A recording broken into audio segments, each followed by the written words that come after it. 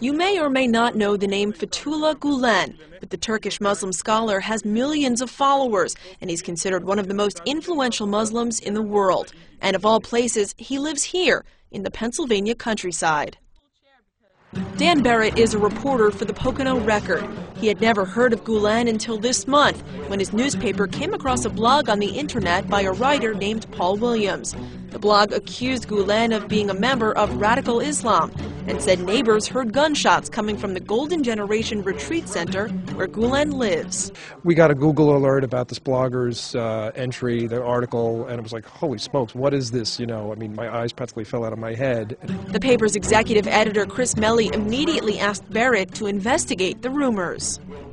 As I started to look into it, as I started to talk to neighbors, as I started to check some of the assertions versus certain records that I could find, what I was seeing wasn't quite matching the characterization that I saw. Neighbors say nothing about the blog was true. Some had never heard of Gulen, but they say the people who live on the retreat are always friendly.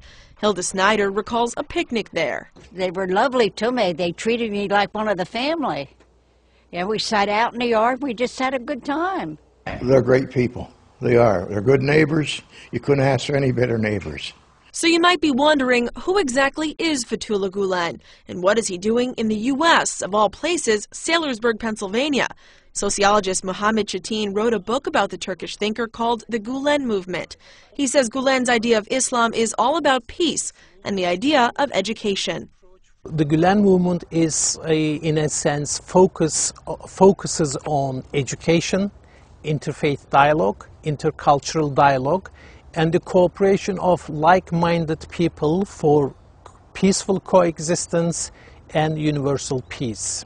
Gulen was born in Turkey in 1941. Throughout the 1980s and 90s, his popularity grew, and he spread his message to all who would listen, gaining millions of followers along the way. He convinced and encouraged the younger generation in Turkey the ultimate remedy for the ills and problems of society lies in education rather than conflict.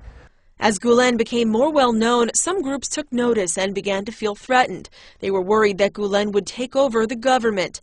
Tensions in the country grew, and when Gulen went to the U.S. for medical treatment in 1998, he never went back, eventually settling in Pennsylvania. For the past decade, Gulen has lived here at the Golden Generation Worship and Retreat Center in Saylorsburg, Pennsylvania. He rarely speaks publicly anymore, but he does lead prayer sessions several times a day in this building behind me. Though Gulen is now 68 years old and frail, his message of peace continues to live on. It is basically peace, understanding, and tolerance between the religions, between the cultures, between the nations and countries and states, in every sense of the word, tolerance and understanding. Foreign Policy magazine recently named Gulen the leading public intellectual in the world for his devotion to faith and, most of all, for his teachings of peace. For Ebru News, I'm Carrie Ederer.